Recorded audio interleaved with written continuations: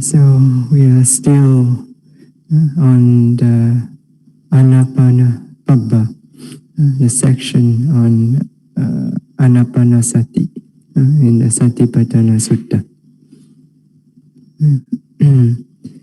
So according to the instruction given by the Buddha, to practice Anapanasati,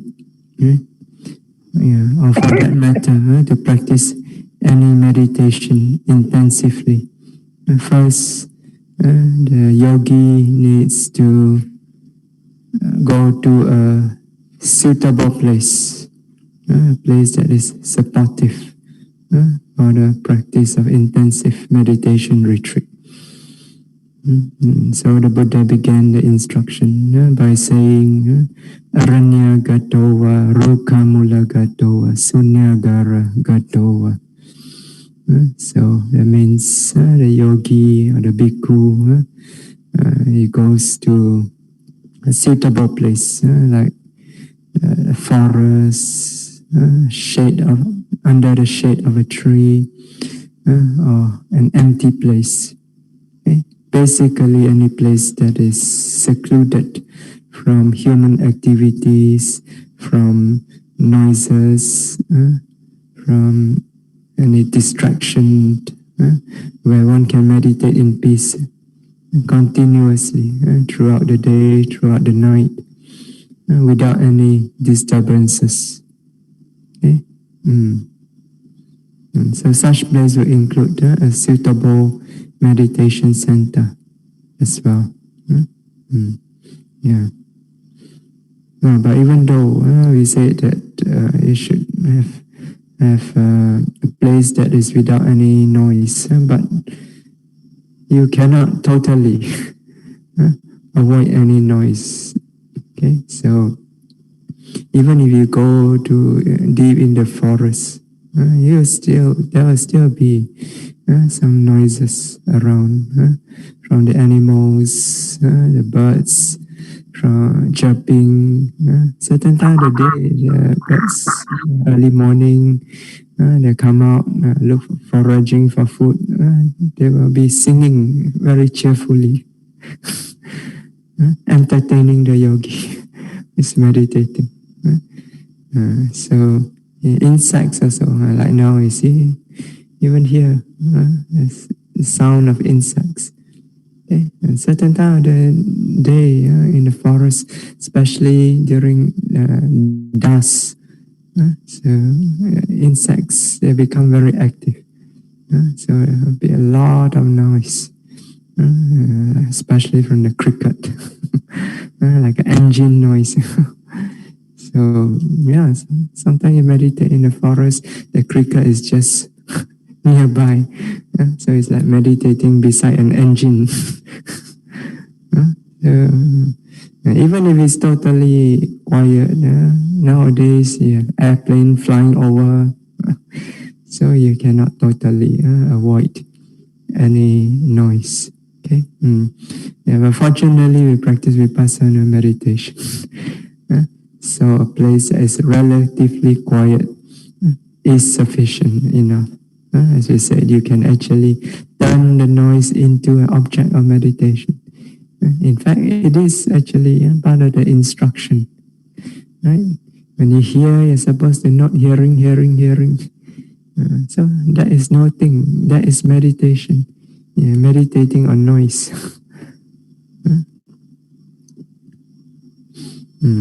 So the first thing to do is to go to a suitable place to meditate. Right? So once you have arrived at a suitable place, let's say a meditation center, so what do you do after that? What do you do on arriving at a suitable place? So next, the Buddha said, Nisidati Balanka Abhojitwa Ujjankayam Panidaya Parimukkham Satim Upadapetua. Okay? So it means it sits down, folds the legs crosswise, keeps his upper body upright, and direct mindfulness to face object of meditation. Okay? So by this, the Buddha indicates or shows us the preparation for meditation, what we must do in order to prepare for meditation, what to do with the body, and how to direct the mind in order to meditate.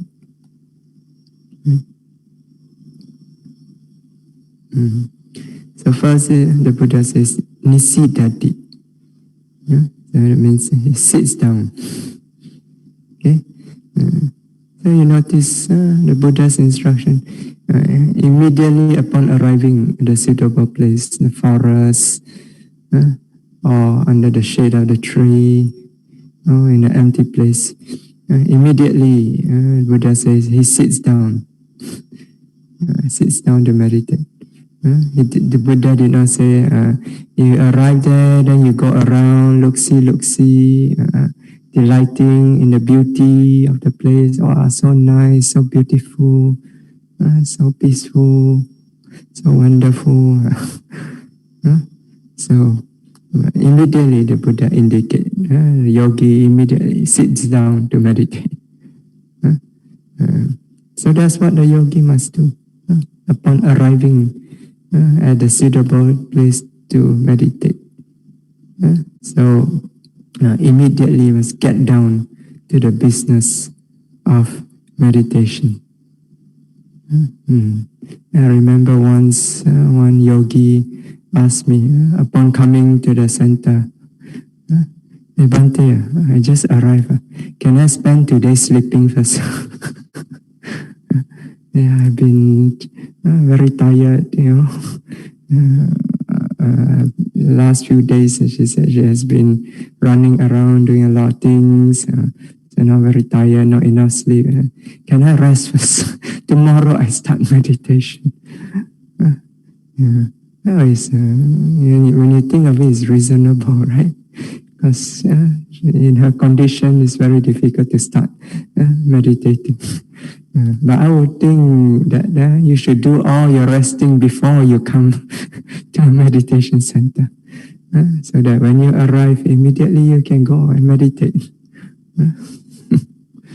Yeah. But of course, when you arrive at the center, certain things needs to be done before you begin meditation. A center, when you arrive at a center or any other place for meditation. So for example, you arrive in a forest, so you cannot immediately go and meditate. First, you must sweep the place, clean it up a bit, so that you don't clean it up, it's very uncomfortable to meditate. So you prepare it, sweep it, clean. So you have to also prepare a place for your walking meditation. So you have to sweep the path, right?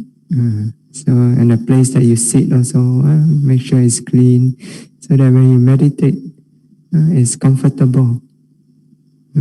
You don't, if you straight away sit down, then it may be quite uncomfortable. Okay.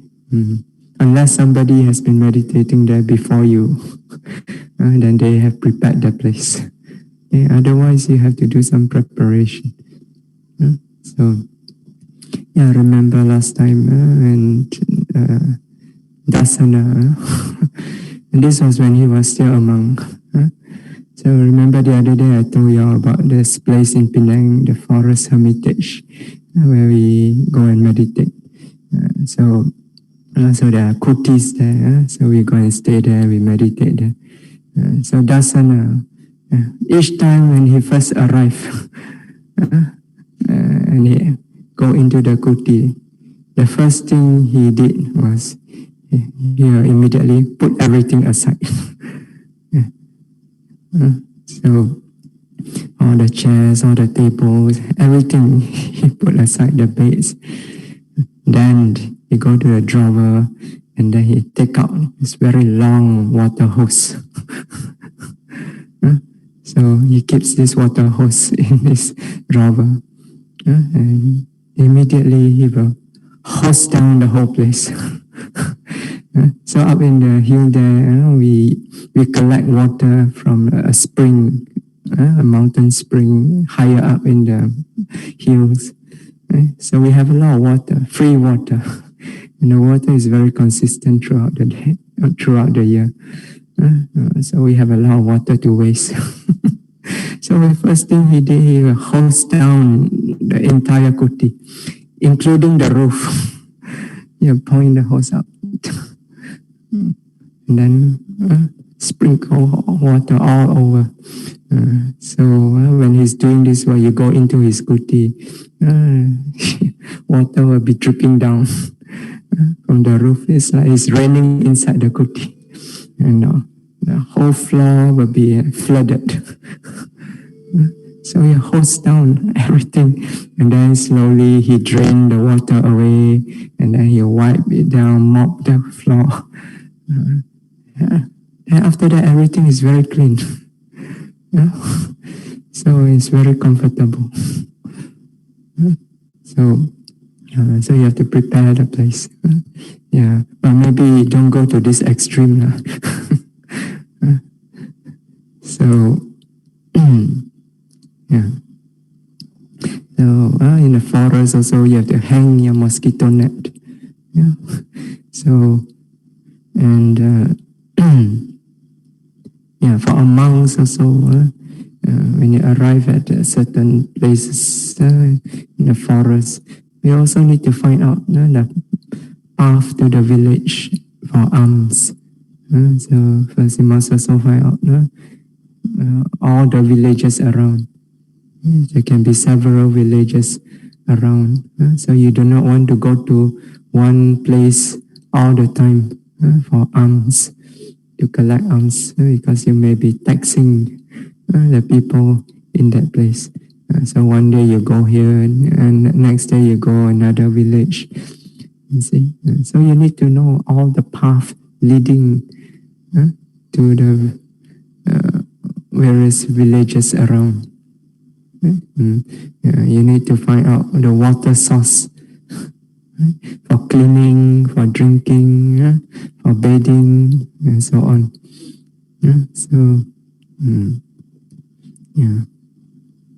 When you arrive at the meditation center also, if you are already familiar with the meditation center, then of course you can immediately settle into your room and sweep and clean it a bit, and then put your things in order, and then immediately go to the hall and begin to meditate. Right? So, but if you are not familiar with the meditation center, first time you are there, then you need to find out certain information. Some information about the schedule, the yogi, what time to wake up, what time is breakfast, what time is lunch, and where is the dining hall. Right? So, and when is interview, when is Dhamma talk, where is the interview room.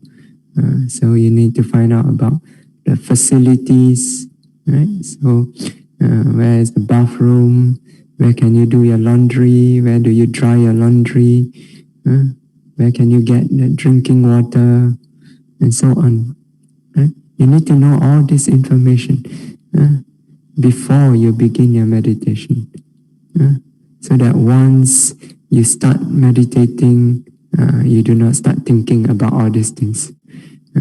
So meditate halfway. Hey, is it breakfast time already? Is it lunch time already?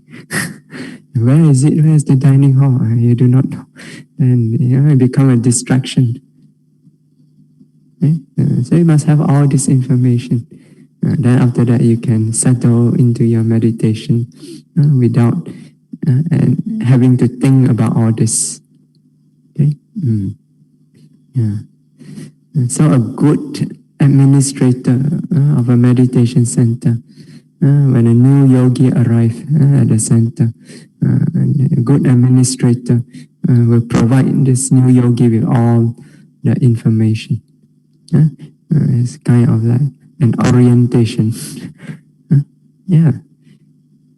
Some places they even give you a brochure. This is all the information that you need to know. Yeah. Very well organized. So, yeah. So after settling in, then you're ready to begin your meditation. Then the first thing Buddha says, nisidati, you sit down. So that means you adopt the sitting posture. So Anapanasati, mindfulness on the in-out breath. This is best done in the sitting posture. Okay? So, of course, you can do it in other posture also. You can do it in walking. While walking, you in, out, in, out. So, instead of focusing on the steps, if you are doing Anapanasati, you can focus in, out, in, out. Of course, it's very difficult to settle into samadhi. So, you can do it during when you are standing. Standing is easier. You close your eyes, you stand. Not in, out, in, out. This one you can settle into samadhi also. Okay? So, or you can lie down. At night when you lie down on your bed, you can do in, out, in, out. So you can do Anapanasati in these other three posture. Okay? But sitting posture is the best posture for Anapanasati in order to develop samadhi. Okay? Because it's a very peaceful posture. Okay? So when you're sitting, you sit still, the body is still. Right? So when the body is still, then the mind also tends to become still. If you are fidgeting about, then your mind, your body is restless. Your mind will also become restless, right? Yeah. So you sit about, body is still, mind also still, and on top of that, your eyes is closed. You cut off a lot of distraction from outside. So some people nowadays say, you can meditate with your eyes open. You can open, even with your eyes closed, it's so difficult to meditate. You can open. Bird fly past, what is that? So better close the eyes. So you close your eyes, then the mind cut off on distraction, then so the mind can settle down. So the mind can sink into samadhi easier when the body is still, when there's no distraction. Okay? Yeah. Also, the sitting posture, when you adopt the sitting posture, you do not overexert. Okay? Neither are you too relaxed. So, you do not overexert, unlike when you are, let's say, walking. So when you walk, you need a lot of effort to walk. Okay? To walk continuously, lifting, pushing, dropping. You need a lot of effort to adopt that posture and also to note. Okay? So standing also, you need a lot of effort to hold the body upright. Okay? So otherwise you may fall down. You see? So, but when you are sitting, you sit cross-legged, so the base is stable, right? So when your base is stable, so you are not so afraid of falling down. So it's stable. So you only need a little effort to hold the body upright, right? So you do not overexert. Okay? Nor are you too relaxed, like lying down. Lying down, you totally do not need any effort. Just lie down. Right? So it's too relaxed. Okay? So in the sitting, it still requires some effort to hold the body upright. Okay? So it's not too relaxed, nor is it overexerting. So it's quite balanced. The posture, sitting posture, is quite balanced. So it's peaceful. It is stable. So therefore, it's suitable for samadhi, suitable for the mind to be able to settle into samadhi. And so in such a peaceful, stable and peaceful and balanced posture, the mind can settle in and sink in quickly into samadhi, and sink in easily into samadhi. So therefore the Buddha recommends this sitting posture for Anapanasati. So he says, Nisidati, he sits down. But you must know how to sit properly. So for meditation, doesn't mean sit, just sit, okay, can meditate. You must know how to sit properly. So the Buddha next, he teaches, he shows us how to sit properly. So next he says, Palankang abhojitva. So he folds the legs crosswise. So that means you sit down cross-legged, you cross your leg. Okay? So sitting in a cross-legged position, this is the traditional way for doing sitting meditation, especially here in Asia. So usually when we meditate, we sit down on the floor, cross-legged. And there are various ways to cross the leg, right? So the easiest one is, of course, what is called the easy posture. So, or sometimes it is also called the Burmese posture, because I think most Burmese adopt this posture when they meditate. So the easy posture is very simple. So you cross, both legs are crossed, then you put one leg in front of the other. That means both legs are on the floor. So that's the easy posture. Okay. Yeah.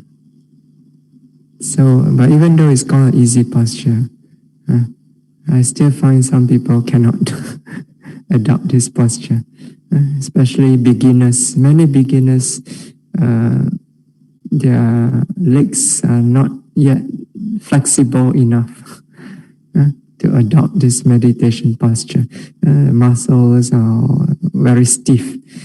So when they sit down, they try to cross their leg. Both their knees is hanging in the air because their leg is so stiff. So when both your knees are hanging in the air, after a while you feel a lot of pain. So if for beginners, so this one it will take some time before you have to. That's why you have to spend a lot of time meditating in this posture. After you meditated for some time, slowly, gradually, you find the body adjusts. It becomes the muscle starts to loosen, and then you find the knees start to sink closer and closer to the ground until eventually it can touch the floor. So sometimes it helps to stretch it a little bit. So you fold your two legs so that the sole of the 2 feet you put together.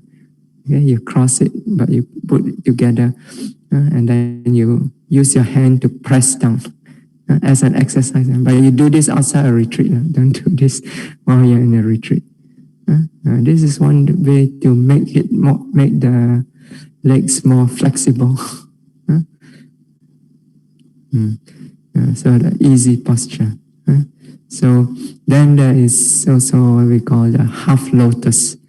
So in a half lotus, instead of both legs on the floor, you put one leg resting on the other. Okay, so this is called the half lotus. Okay, so if you find that you cannot do the easy posture, then you can do the half lotus. Okay, the half lotus also sometimes can give rise to pain if you are still, your body is not used to it yet, because one leg is actually pressing on top the other. So after a while, the pressure can build up, and then the pain can come. That's why the easy posture, both legs are on the floor. It's not pressing on each other, so it's better. So then, of course, there is the full lotus. These are for the heroes. So where both legs are completely crossed. So you put one leg on top of the other, and then the other leg also put on top of the other. So it's like completely crossed. So the two legs are both completely locked together. Okay.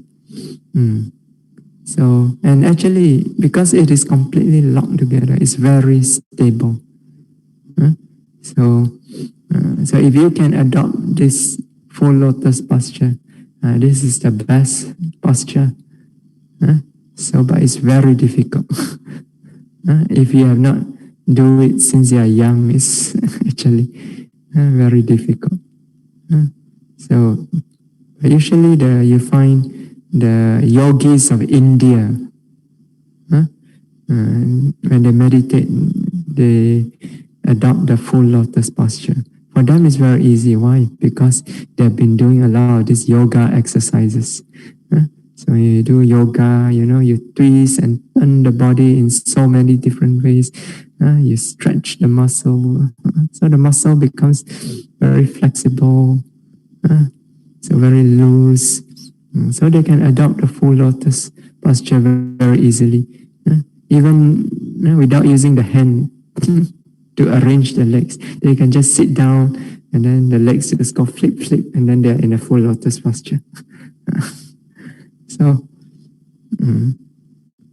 then they can meditate very comfortably in the full lotus posture.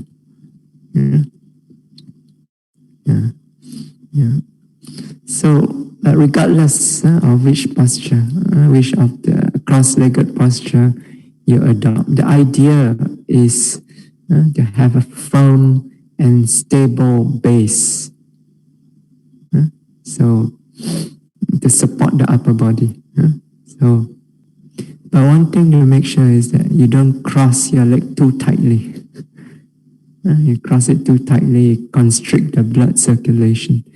Then very soon your legs will become numb.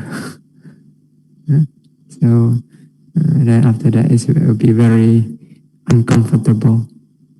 It won't be really that painful because your leg is numb, but it will be very uncomfortable. So,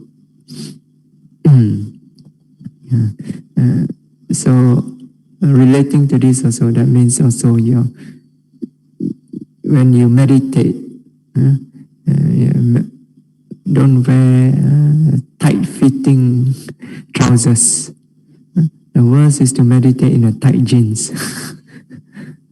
I have seen beginner yogis, they come and don't know anything. People say, when you meditate, you wear comfortable attire.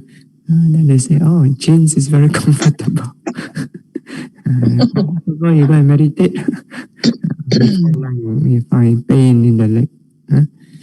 So you have to wear very loose trousers. Not just trousers, your whole attire should be very loose so that the blood can circulate easily.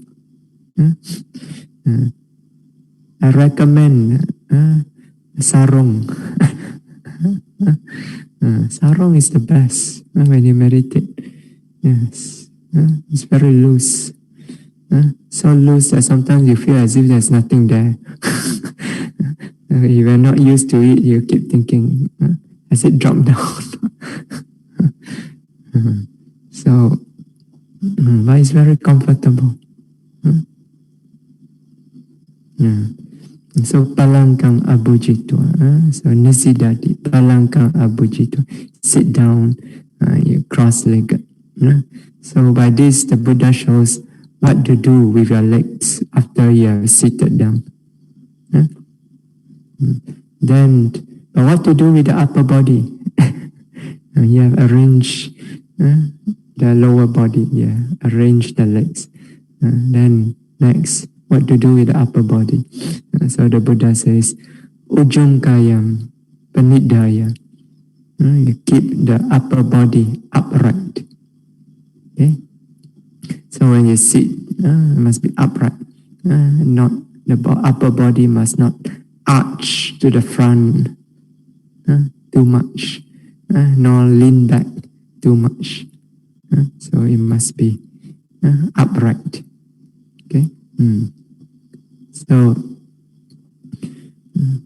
So the reason for this, in the commentary they explain, atarasa pitikantake kotiya kotim patipade toa. Okay, so that means so keeping the upper body upright means to arrange they say the 18 vertebrae, arrange it so that it is aligned, so that it is kotiya koti means end to end, so it sits end to end.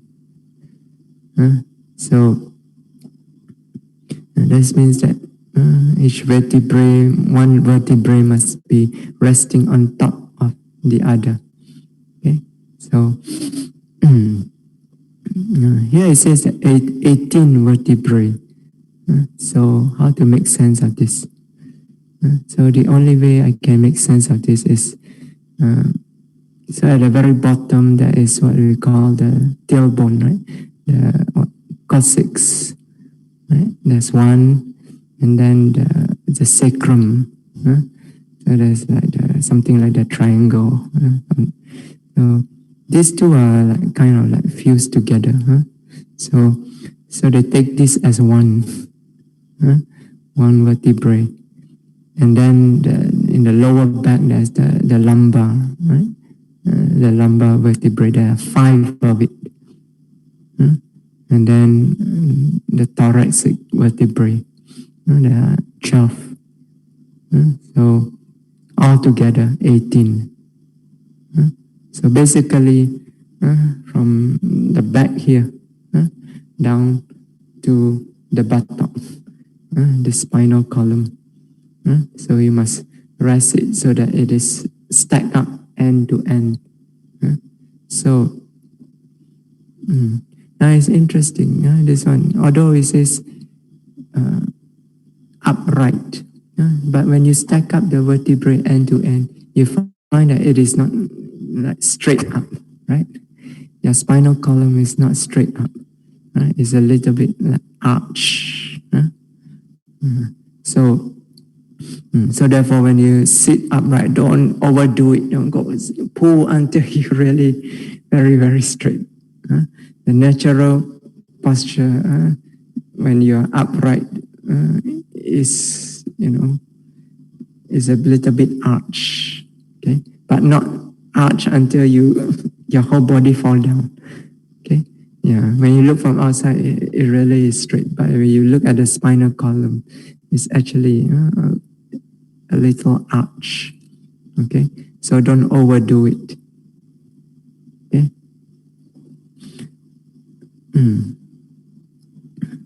Yeah. So what is the purpose of this? They explain, evan hi nisidantasa chama mamsa naruni na panamanti.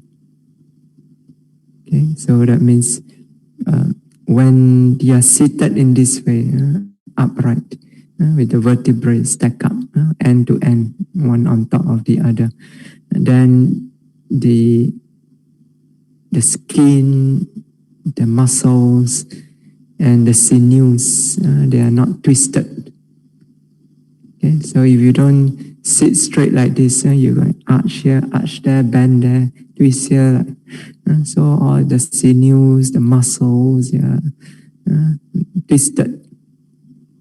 Okay, so when this happens, so it says atasa ya tesam panamana pachaya kane kane vedana upajayum tana upajanti.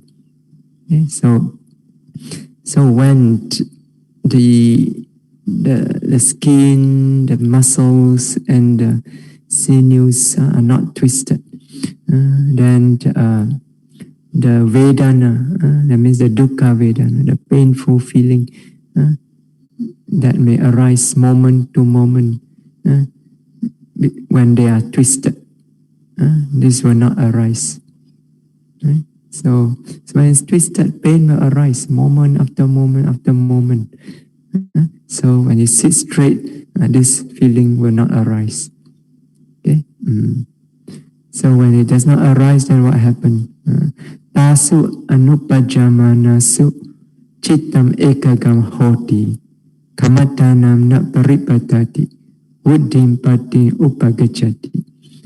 So when this painful sensation, this dukkha vedana does not arise moment after moment, then chittam ekagam hoti, the mind becomes one-pointed. Kamattanam na paripatati, it does not fall away from the subject of meditation. Buddhim patim upagachati, it goes to increase and development. So the meditation develops. So adopting upright posture. So your muscles, the sinews are not twisted. So the pain does not arise. It's a comfortable posture. So therefore you can last longer in the posture. Okay? So when you can last longer and the body is comfortable, so then the mind can settle into the subject of meditation. It does not lose the subject of meditation. So you focus on anapana, your attention is always on the in-out breath. It's not distracted by the pain in the body. So because the attention is continuously on the in-out breath, slowly the mind comes to a state of one-pointedness, samadhi. Okay? As you continuously hold the mind there, then the meditation develops, increase and develop. Okay. So this is a posture that is helpful, is supportive for the practice of meditation, or development of your meditation. So remember, upright means it's actually a comfortable posture where you do not strain the muscles and the sinews. It's a comfortable posture. So therefore, when you sit upright, don't be too stiff. Go, hold it up so strongly, you become too stiff. So this is not comfortable. So after a while, you feel pain because you hold it too tightly. You strain the muscle, you pull the muscle and the sinews. Okay, so you pull it unnecessarily. So after a while, pain will arise. So therefore, when you sit straight up, hold it upright, but in a relaxed manner. Okay, so the whole body must be relaxed. Just enough effort to hold it upright. So don't overdo it. So it must be in a natural upright posture. Okay. So the whole body must be comfortable, relaxed.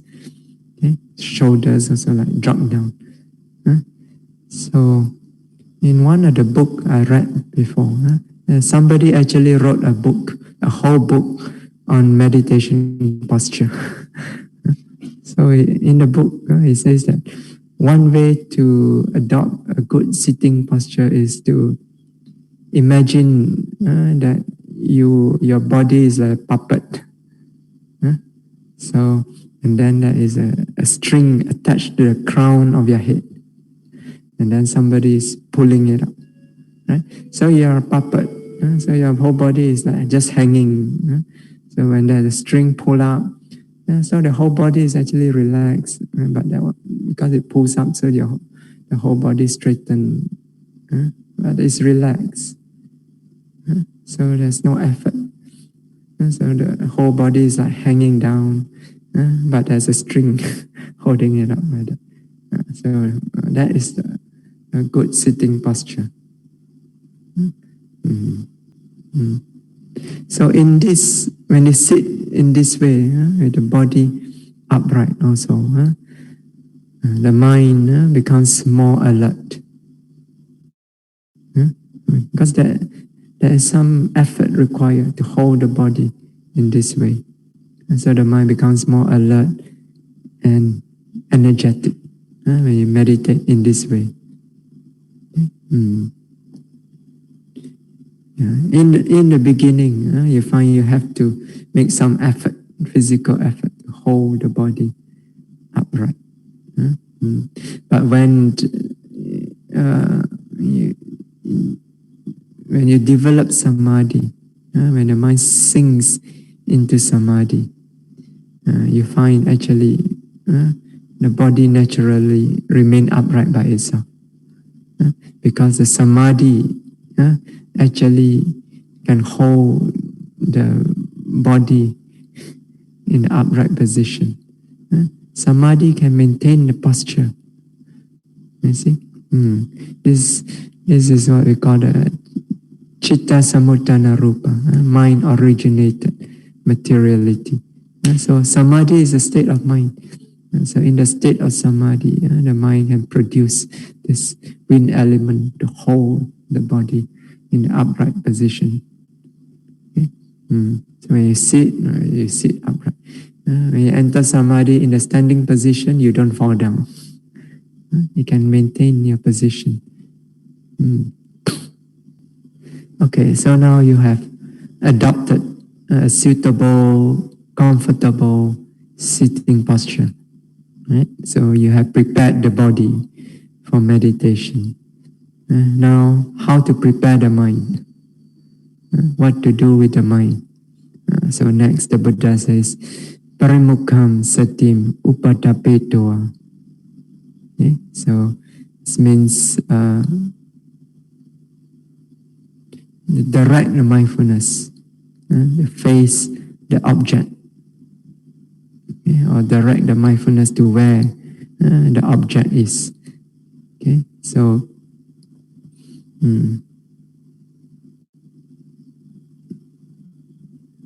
now often you find some translation. It says they translate this as establish mindfulness in front. So here they take the word parimukham to mean in front. So, but the commentary they explain it in another way. So it says parimukham sati upatapeto.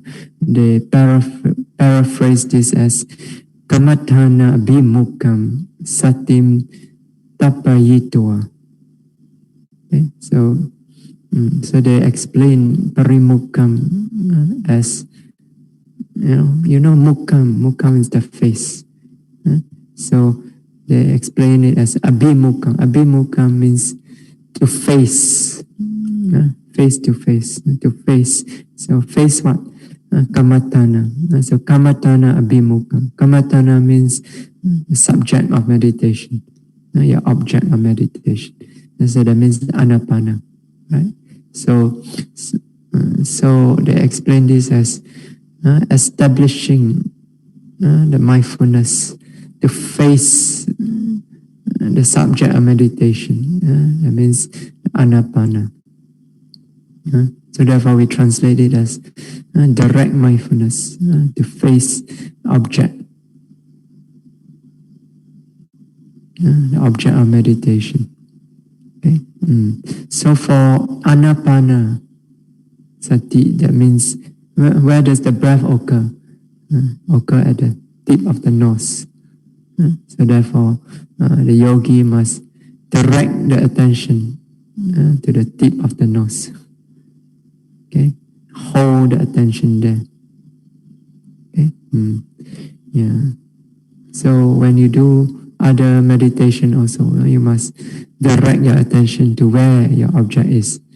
Okay, so for example, if you take rising falling as a primary object, so when you meditate, you must direct your attention, direct mindfulness to where rising falling usually occur, whether in the abdomen, the chest, and so on.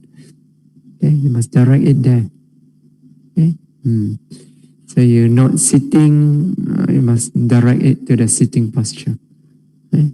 So touching, you must direct it to the touch point. Okay. But in this case, it is anapana. So therefore, you direct it to the tip of the nose, where the breath sensation usually occur. And then you hold your attention there. Don't let it run anywhere. Excuse me.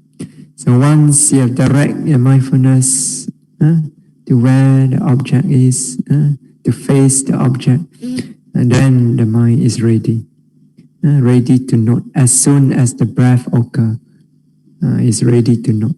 And so you prepare the mind by directing it to where the breath usually occurs, so that as soon as the breathing in, the in-breath or the out-breath occur, the mind is ready, ready to catch it, to note it. Okay?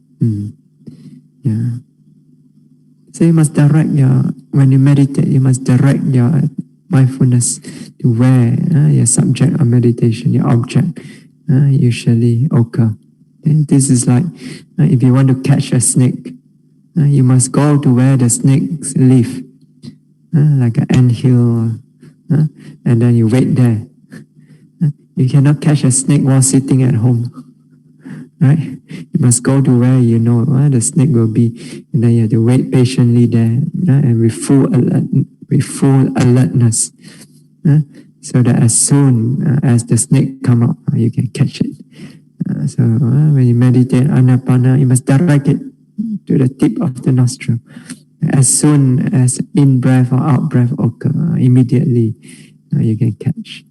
But you must also be paying attention.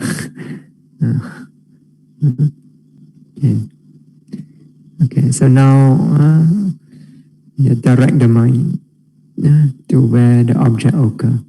Okay, so now so you're seated down, cross-legged, kept your body upright. Your body is ready for meditation. Your mind is directed to where the meditation object occurs, to the tip of the nostril. The mind also ready to meditate. So next, the Buddha begin to give the instruction how to do Anapanasati. So we begin very simply by saying, so sato wa asasati, sato wa pasasati. So here some translator translate it as ever mindful he breathes in, ever mindful he breathes out. Okay, so but I would translate it differently. So only with mindfulness he breathes in. Only with mindfulness he breathes out. So sato. Sato means one is mindful. So a person who is mindful. That means this yogi is mindful. Okay, so satowa means only by being mindful he breathes in. So and only when he's mindful he breathes out. This is very awkward when it comes to when you translate into English. But the meaning is that only with mindfulness you breathe in, only with mindfulness he breathes out. That means he never breathes in or breathes out without mindfulness. Okay, so he makes sure, he makes effort to ensure that as each in and out breath occur, this in or out breath, they are always apprehended with mindfulness. Not a single in or out breath occur without mindfulness. So he makes effort to ensure that there's always mindfulness with each in and each out breath. Okay, so only with mindfulness he breathes in, only with mindfulness he breathes out. I think there can be a better way to translate this, but I cannot think of it now. But you get the meaning. So this is the basic of Anapanasati. Anapanasati means mindfulness of in and out breath, right? So this is the basic of Anapanasati, to make sure that each in breath, each out breath that occur is fully experienced with mindfulness. Okay? So therefore, the Buddha says, satowa, so satowa, asasati, satowa, pasasati. So only with mindfulness he breathes in, only with mindfulness he breathes out. This also means Anapanasati, right? That means mindfulness is occurring continuously, noting each in breath, each out breath continuously, without missing a single in or single out breath. So mindfulness is continuously occurring with each in breath, with each out breath. This is Anapanasati. So therefore, this is the practice of Satipatthana. You're continuously noting, mindful of each in breath, each out breath that are occurring. Okay, so it's a practice of Satipatthana. So when you note in this way continuously, also, so that means the mindfulness exercises function. I mean, it's characteristic. Upadana lakkhana, the characteristic of establishing. So it establishes on the in-out breath. Right? Continuously, the attention is there. So mindfulness establish the mind on this in-out breath. Right? So firmly establish Satipatthana. It doesn't run anywhere. Okay. So that's why you must sit comfortably, otherwise the mind will run to the pain.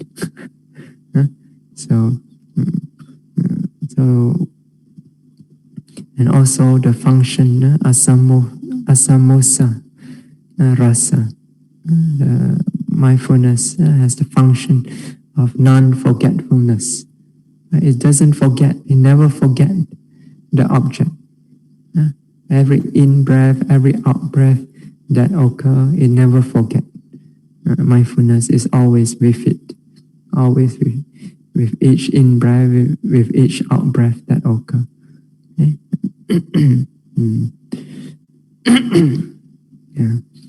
And it is facing, right? It's facing the object. Just now we said direct the mindfulness to face the object. Right? So that is the manifestation of mindfulness. Right? Visaya abhimukha paccupatthana. Right? So the manifestation of being face to face with the object or confronting the object. Yeah. So the characteristic, the function, the manifestation of mindfulness can be found in this exercise of Anapanasati, mindfulness of in-breath and out-breath. Okay. So this is the basic of Anapana. So simply being mindful of each in-breath and each out-breath continuously, and not missing a single in-breath or single out-breath. Okay? Then next, the Buddha began to give details on how to practice Anapana. So Satowa asa sati, Satowa pasa sati. And only with mindfulness, he breathes in, he breathes out. This is just the basic of Anapanasati. Okay?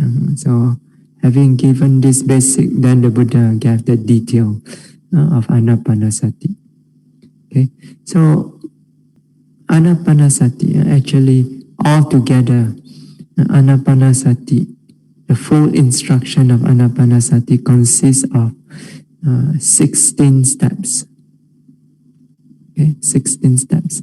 Each steps is progressively more refined than the last. Okay, so and these 16 steps usually is divided into 4 groups of 4 steps each. Okay, so it's a group of 4 steps. So we call it a tetrad. A tetrad means a group of 4. So since there are 4 groups of 4, so we call it the 4 tetrads.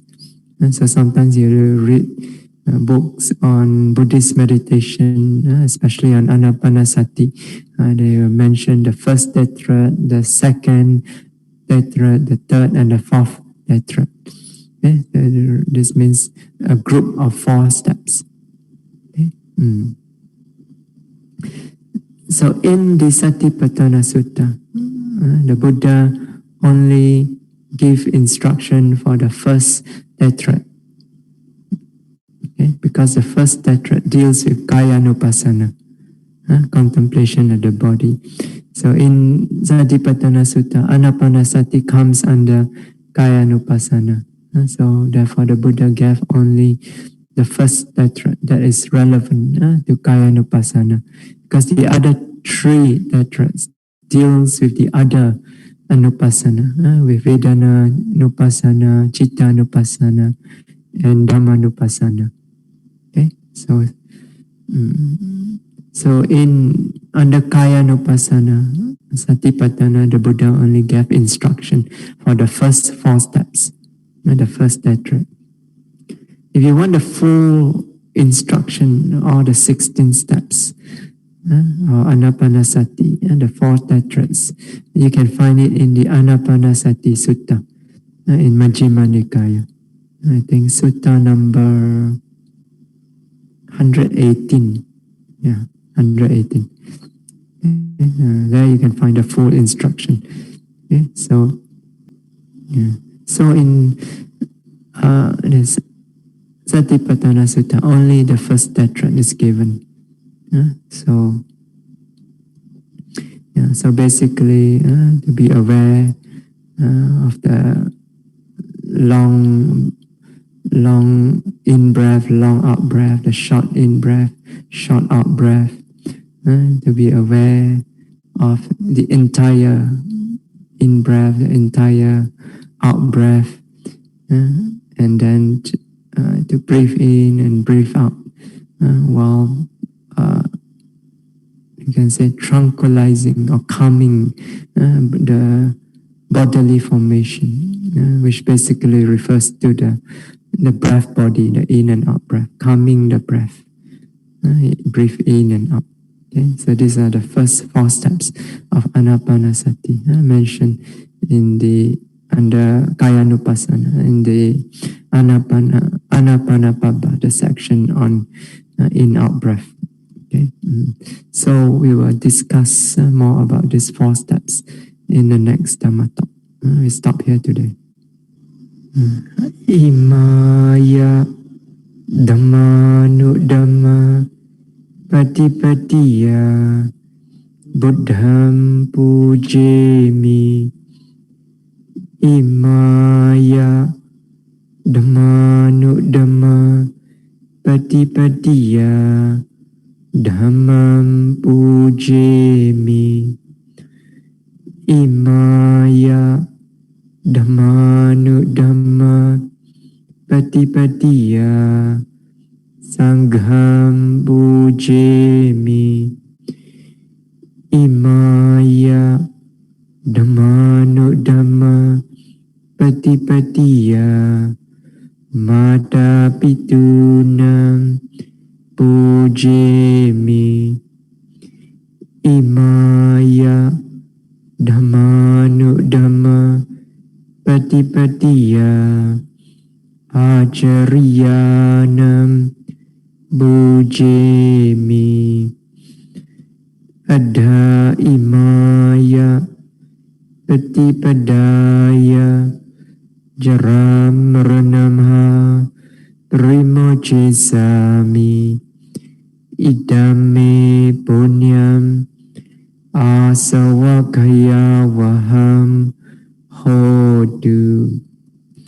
Idame Punyam Nippanassa Pacayo Hodu. Idame Silam Magabhalanyanassa Pacayo Hodu. Imam no Punya Bhagam Sabbasatanam Dema. Imam no Punya Bhagam Sabbasatanam Dema. Imam no Punya Bhagam Sabbasatanam Dema. Sadhu, sadhu, sadhu. So may all of you be well, happy and peaceful always. May you all be healthy, be safe, be strong, and may you all be able to continuously practice the Dhamma without any trouble, without any obstacle, any hindrances. May your path always be smooth. And soon may all of you be able to experience the unconditioned peace of Nibbana through your practice.